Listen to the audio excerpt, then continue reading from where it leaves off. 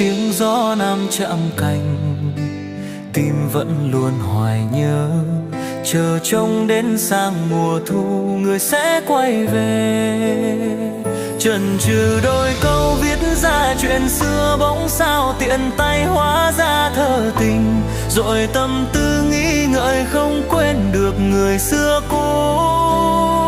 Thì thầm trong đêm dưới trăng gọi tên, bao nhớ nhung không thể từ bỏ. Đời người quay về đến héo hon hao gầy.